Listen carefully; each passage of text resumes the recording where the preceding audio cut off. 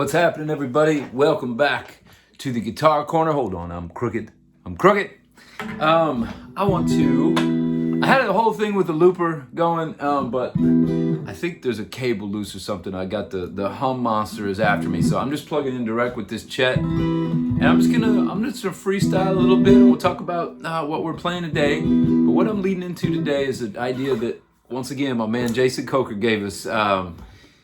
Thanks for the comments and texts and good stuff out there, folks. It's imitation versus inspiration today. So I'm going to play some stuff where I give away some of my influences, but hopefully I give you a couple of riffs that I think are mine. I mean, no riffs anybody's, but, and we'll talk about that a little bit.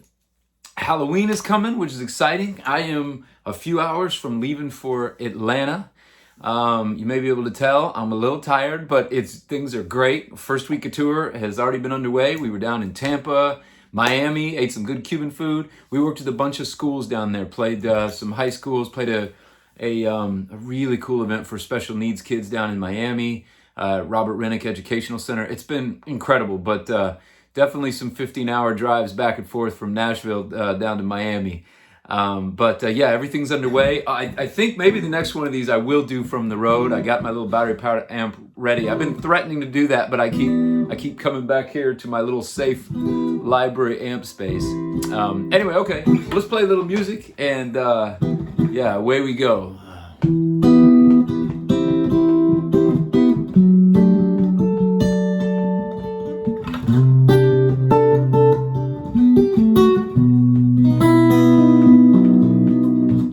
There's those open strings with the chord. That's like D with F sharp over under C suspended, B back to E minor.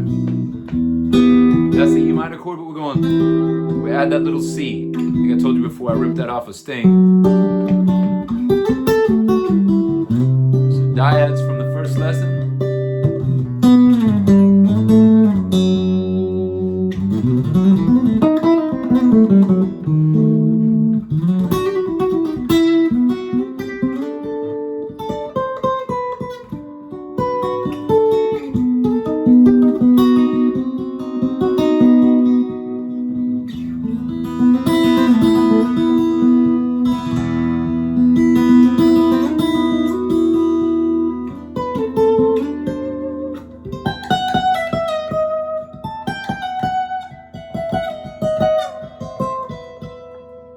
Who's this from?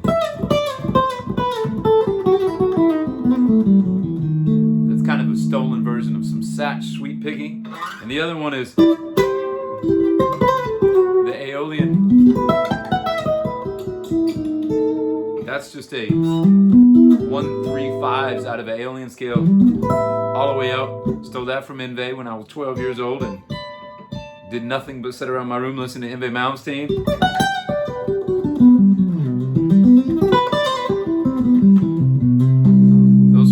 Jazzier days, just right there, just following the arpeggio down. There's another one in that same vein.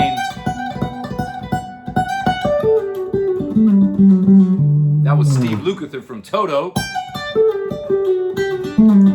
don't know if he did that exact riff, but he would always pull out those D, F sharp, A, same thing. Triplets out of there.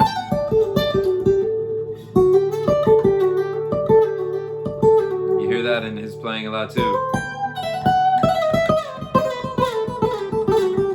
That's one of mine. I think that's all just ripped off of magic Spanish, Latin stuff around the house growing up. Get those slides.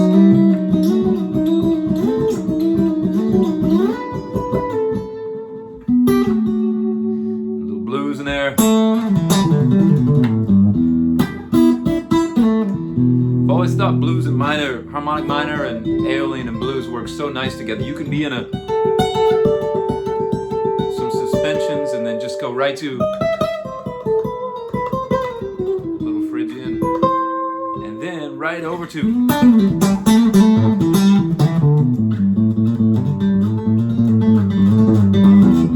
right back to the blues. Blues and everything. Anything rock and roll, the blues is the basis. And if you're out there hating on country, some things you can hate about country, but you can, man, got to go deep in that country music, because it's all inside of, came out of the blues, and it's inside of a lot of folk and country are so related. You dig that stuff back to Appalachia, back to Ireland, back to Scotland, you just find all those timeless melodies. Love or hate Dylan, Dylan understood that there was some melodies that are so deep inside of us we don't even know whose they are.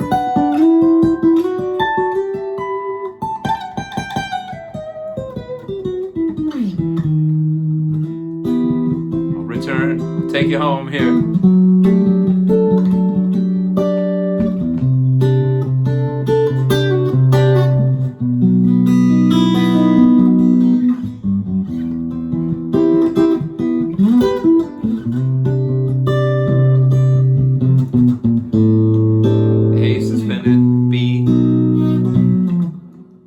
E minor 9, or here,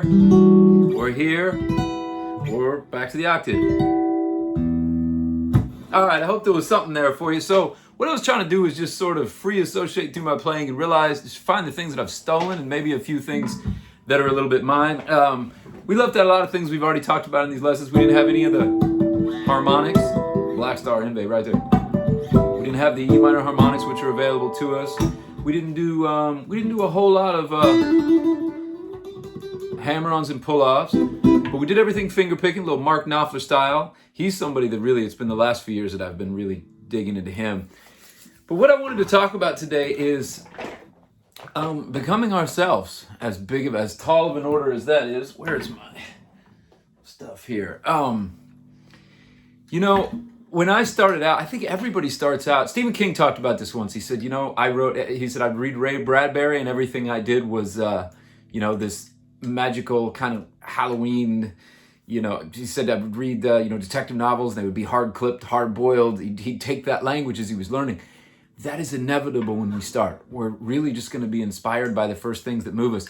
I think the thing that we just have to be careful of is making sure that as we're loving somebody and their stuff's coming through, and that happens all the time. I'm happy when I hear an artist that I'm jealous of, and I'm like, ooh, I would like to work in that genre. I should be doing something that's influenced by that, or let that really influence me. But you just got to be careful, and we talked about this last time, that you're not chasing it, that you don't get to a point where something is so exciting that you don't trust yourself. I really enjoy hearing something that's outside of the realm of guitar that moves me, and I know I'm never going to be able to do it. I'm never going to be able to play that instrument, or maybe that's not a production style that I'm used to or fluent in. And just the inspiration of it can still move you to do something, but you don't have to do what the other person's doing. And if you feel like maybe you're doing something right now that not anybody else is doing, that actually might be the best thing. It's just a little bit lonelier road. There's a guy that wrote a book called Ignore Everybody, Hugh McCleod. He was influenced by Seth Godin. He has a wonderful quote. He says, the price of being a sheep is boredom, and the price of being a wolf is loneliness. If you have an idea that's truly yours, it may have a little bit of a lonely inception, but if it's true, like Joe Meek said, if it sounds good, it is good. So if you have something that you know is real, you're trusting yourself, we're not that different. Somebody else out there is going to be moved by it too.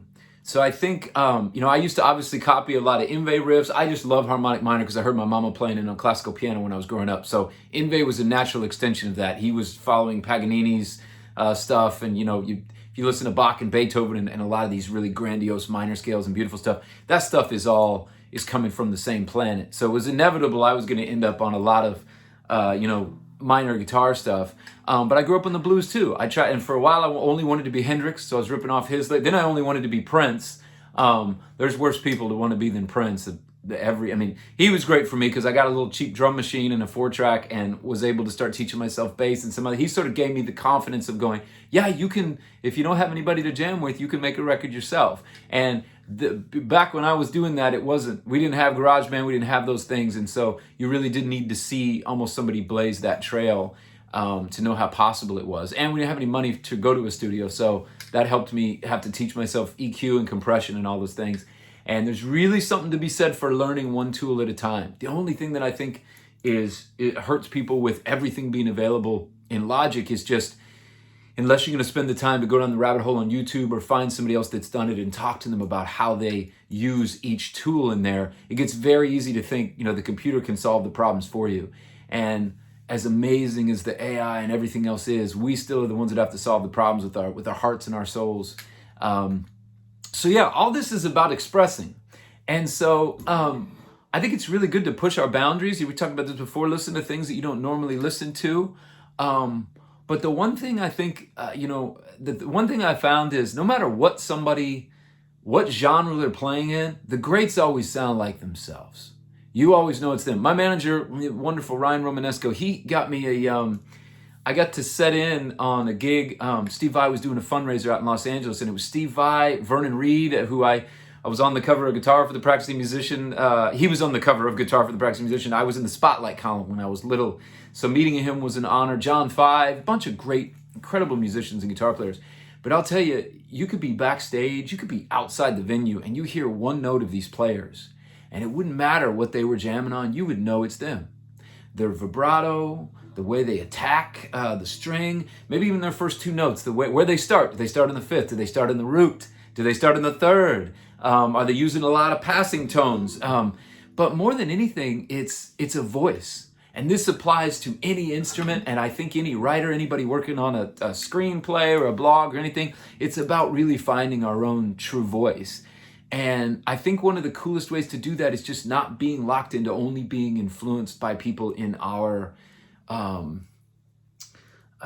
what's the best word for it? Yeah, I heard Danny Elfman say once, a composer I love, and he has a great masterclass, but he said it was a Billboard Film and TV convention in Los Angeles, and I was sitting in the audience, and they asked him, they said, why did you leave, Oingo Boingo and start doing scores? And he said the greatest thing, he was like, when I talk to musicians, they talk about gear.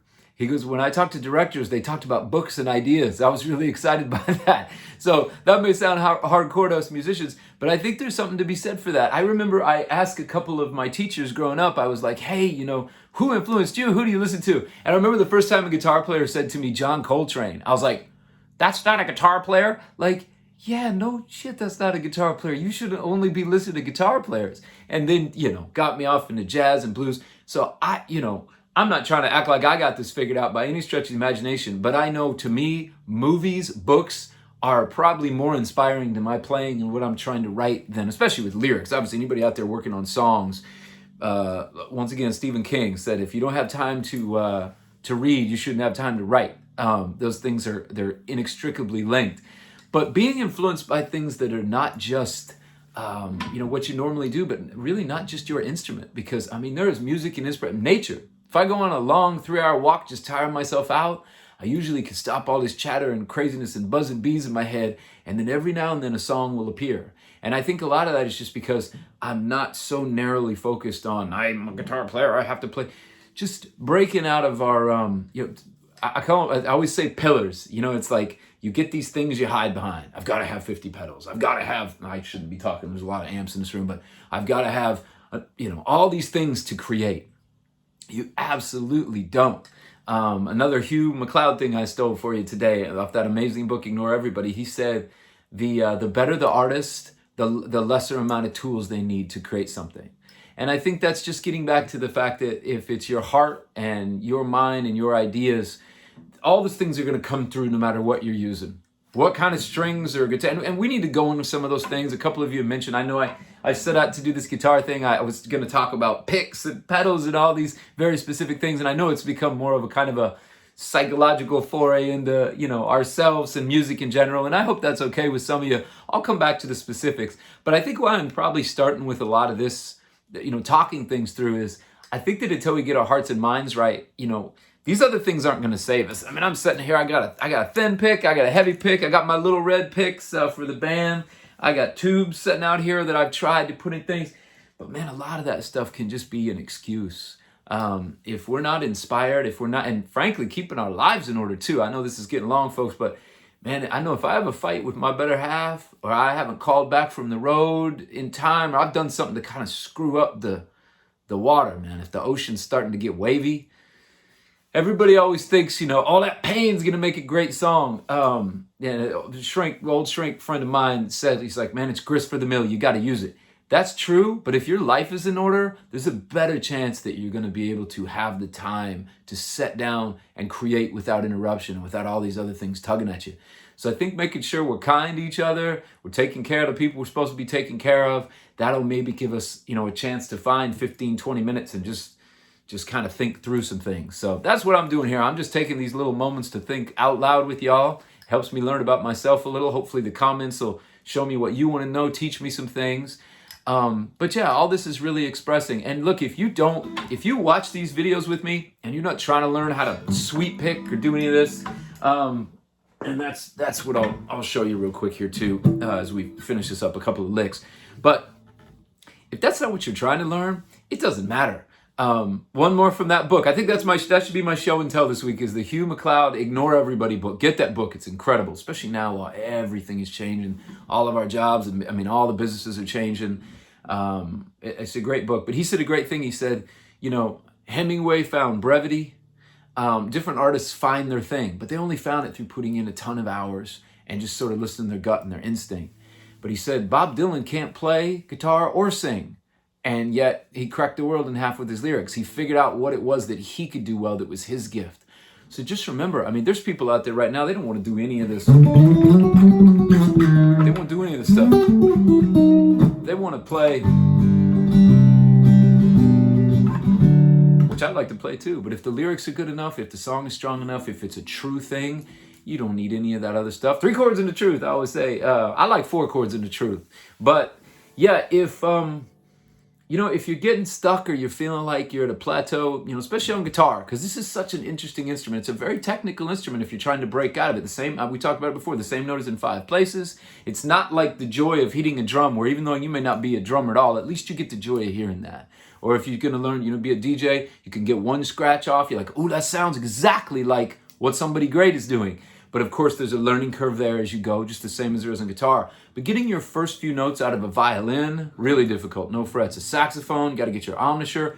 On guitar, we have the frets and the note is there. But to even get 2 notes together cleanly without hitting the strings is difficult. So as you're working through the guitar, I would just say, don't worry about leaving the guitar to find that inspiration. And if you're, again, imitation versus inspiration, if you are listening to all kinds of different things, it's probably less likely that your style is just going to mimic somebody else, or you're going to try to buy only their gear. I used to do that. It took me a long time to realize I like Chets and I like Tellys. No disrespect, Les Paul, Gibson. I love playing that, but live, I'm a Telly guy. But I didn't realize that till I'd already copied, made a guitar look like Eddie Van Halen's, and then thought I had to play Strats because Yngwie Malmsteen played them. And if you stay in it long enough and you keep doing the work, who you are is going to come out, and it's going to sound like my 2-bit therapy, but you're more than enough. You're more than enough. It's taken me a long time to learn that. You are more than enough. There is something each of us can bring to the game, and finding that is the gift we give other people, and the gift we give ourselves by becoming comfortable in our own skin. We're all still working at it. Some of us are farther ahead than others. Some of us have had more time to do it, but that quest is the fun part. So don't beat yourself up if you sound like somebody else. Just maybe broaden the horizons a little bit. And thanks for joining me. Sweep picking. Oh, I think I kind of covered inside of there, but a lot of this stuff, and I'm not doing it with the pick, but you can. It said picking, and I'm playing it with my finger. You're basically just finding the notes and letting the pick go across the strings at the same time that you're meeting your left hand with the notes. It is not easy, but once you get used to it, you can make these really cool... Those are fake, by the way, but they just add a little percussion and a lot of things. That John Mayer one I stole a few weeks ago is, he does it backwards, and it comes down on it. That's a great one. But you can really, when you're sliding around, you can, I like putting those triplets in there. So Frank Gambale was the guy who did all that when I was little, man. But yeah, sweep picking is a lot of fun. Work on that. Here's the last one and we'll finish. I think we're about to hit the 20-minute mark. We're out of control this week, folks. I like to keep these more around 10 minutes. Here's my show and tell. Billy Driver gave me this whiskey back in the day. I use it. It fit perfectly with this. I learned this from Mickey and the Motor Cars. I'm saying this because I'm back on the road now. This is my hotel key collection, and I got about 3 of these. And Tyler Colossal Castle, our amazing tour manager, started doing this. You find one that has it. He will mark his room number so you don't forget when you're out there every night trying to. I got a picture of Pat Kelly in the middle of there. Yeah, see, this is the bacon and bean at Comfort Inn. We up to the Hamptons now. Watch out, Hampton Inn. So I don't have a good example of it, but you put the date, you put the city, and usually you have to stick the room on there, depending on how. Sometimes we're barely there.